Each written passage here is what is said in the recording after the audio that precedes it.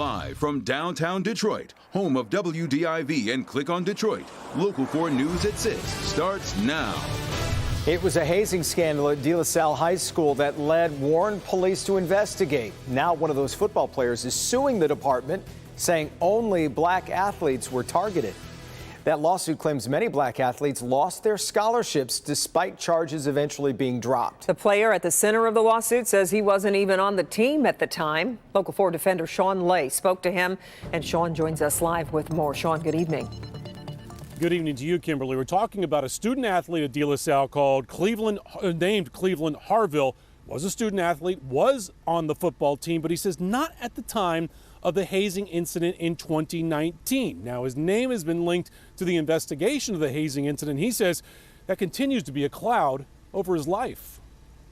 When you get accused of something like that, I mean, people start to look at you different instantly. Cleveland Harvill is suing the city of Warren and the Warren police officers who investigated explosive allegations of hazing within the De La Salle football program. Harvill's dream was to play college football. When his name was linked to hazing at De La Salle, that dream ended. What happened with the schools who were watching you?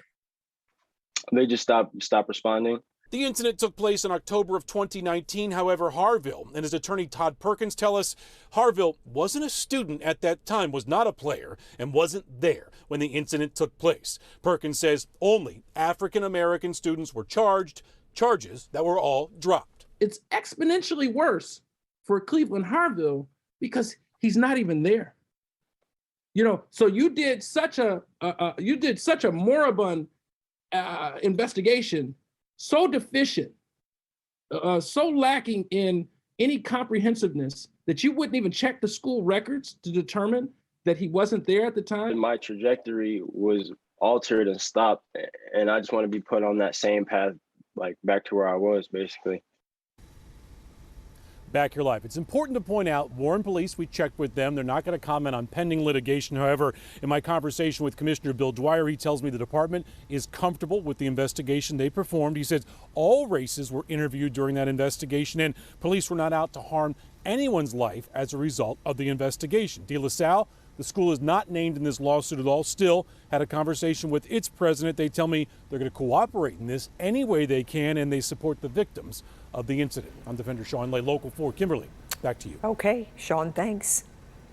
Now let's get a check the forecast, which is dangerously, I should say, cold out there today. You know, and it's especially bad at night and in the morning when it could feel like it's below zero. Let's check in with Paul Gross. Hi, Paul. Yeah, hey there. It started off bone-chilling cold and, as Jason said, dangerously cold in spots. Now, this is this morning's low temperatures, and you can see in Wayne County we were in the single digits, but then out away from the city, much colder with a number of areas, especially the rural, typically colder areas, below zero. That's not wind chill. That's the actual temperature that was on the thermometer, and even Monroe on the water was 2 below this morning. All right, still watching that beautiful Mount Clemens sky cam shot with the setting sun. The sun is down, obviously, but we still have some nice color there. Temperatures are falling, and you can see we're in the low teens in spots, mid-teens at Howell. Wind chills are near or even a little below zero in spots, so it's going to be a very cold evening. If you're just leaving right now to head down to the Wings game, we're talking about temps falling through the teens, but these wind chills near or even below zero this evening. So cold walk from the car to LCA and back. All right, coming up in 15 minutes, we're going to talk about the below zero wind chills you'll start the day with tomorrow. We're going to talk about some flakes tomorrow evening and more Arctic air reinforcements coming in for the end of the week and the start of the weekend. We'll see you in a few. All right, Paul. Also tonight, we're tracking the newest data on COVID cases here in Michigan. The state is reporting 27,423 cases over the past 2 days, or about 13,712 per day, and another 379 people have died. Dr. Anthony Fauci says scientists are working to develop a universal vaccine that offers protection against any type of coronavirus. Also, healthcare workers in several states, including Michigan, face a deadline tomorrow to get their first dose of the COVID vaccine. It's all part of President Biden's mandate that will be rolled out across the rest of the country in the coming weeks. Restaurants have suffered throughout the entire pandemic, and this recent Omicron surge is also hurting. A new survey finds the majority of restaurants saw a drop in customers because of the highly contagious variant. But as Rod Maloney found out, the Michigan Restaurant and Lodging Association says there is something that can help, and it's looking to Congress to get it done. Rod joins us live from Southfield with more. Rod, good evening. Good evening. We're here at Nicola's on Telegraph in Southfield, and this is a place that's been here for about 43 years or so. They have a very loyal clientele, and they have done well in this pandemic, unlike a lot of other restaurants. After 2 years, they know how to stay profitable. Even though they're operating with 4 waiters instead of 14, only use half the sit-down tables. Nicola's owner, Veljko Milosevic, tells us, every time there's a new variant of this COVID, people get scared again, and they're very reluctant to go out. The Michigan Restaurant and Lodging Association asked its members about the federal money available, and 43% who didn't get restaurant relief fund grants will likely close soon, so they say. 97% applied for RRF grants and didn't receive one, which means they couldn't hire back laid-off employees. Association President Justin Winslow says Congress needs to approve another round. The first round saved 35,000 jobs in Michigan in this industry, which is critical, knowing how short we are, and that fully funding it would save another 50,000. He cites Omicron issues.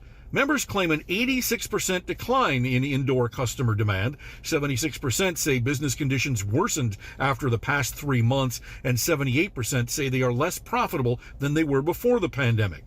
What's more, Winslow estimates 3,000 Michigan restaurants closed during the pandemic.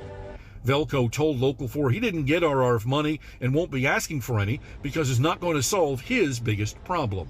We were looking for them 30 years ago. We were always in dire need of employees, and now it's like they vanished. It's like they were taken away in a Twilight Zone episode, and you don't have any people. We're relying on retirees, 60, 70-year-old people who come back, who work part-time for us. And without them, this restaurant would close. He told me he's had 2 applications in like 2 years during this pandemic. Trying to get help is his big issue. Of course, he says that he has a loyal clientele, the kind of clientele that's been coming for generations, and he says he would be out of business without them, and he's very thankful, and he wants to express that gratitude. Back to you. Rod, do we know when might Congress take that bill up? Well, yes, it looks like if they're going to do it, it has to be bipartisan, and it's looking like middle of February is the deadline for that to happen. There is, of course, the concern that by putting more money into the economy, you might be stoking inflation, so there may be some pushback on this one. We'll have to wait and see. Yeah, we know you'll stay on it. Rod, thanks.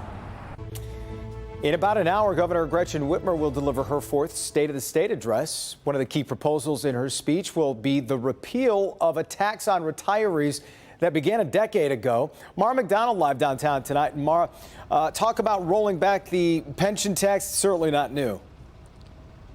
So, Jace, you know, every year in the legislature, since this has been enacted in 2011, there's always legislation, actually various forms of legislation introduced that says, okay, we're going to take away the tax on pensions.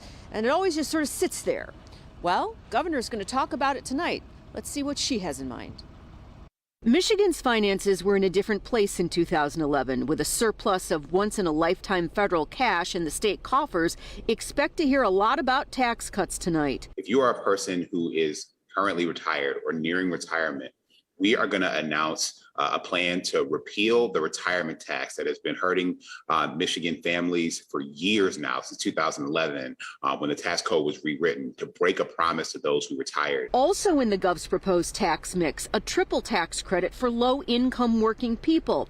Think a lot more tax policy and a lot less talk about COVID. The leadership of the legislature, however, has plenty to say about the governor's COVID leadership. We got here because it's ineffective and tone-deaf leadership, both in Washington and the governor's mansion, allowed Michigan to be controlled by the COVID-19 pandemic and invalidated our fellow citizens' sensibilities. Republican leadership says they need more details on Whitmer's pension tax repeal. If it ends up being what I call the fairness tax, where we adjusted taxes for all people on pensions back into the Snyder administration, there will not be much appetite for it. However, if what she's proposing would affect all pensioners and all citizens, then I think it's something that we'd be very, very interested to looking at. Back here live, something to remember. This speech is virtual this year again because of COVID, which means no big to-do in Lansing tonight, all of which should mean a streamlined, shorter speech. We're live downtown tonight. I'm Mara McDonald. Back to you. Yeah, okay, Mara, and we have more. The governor's address live here on Local 4. Our coverage beginning at 7. Then right after the governor's address is Jeopardy, where you can see if Amy Schneider continues her historic reign. It's at 7:30. Also right here on Local 4. And our Devin Skillion, by the way, will be sitting down with the governor for a one-on-one interview right after she's done tonight. It'll be about her goals for the state. You can watch his report on that tomorrow on Local 4 News at 5. Attorney General Dana Nessel is launching an investigation into insulin prices. She's looking into Eli Lilly, one of the largest drug companies that makes nearly all of the insulin in the U.S. Nessel says the average out-of-pocket cost for a single vial is nearing $100, something she says is grossly excessive. Nessel is also challenging 2 rulings from the Michigan Supreme Court that will hinder her ability to take legal action against the company.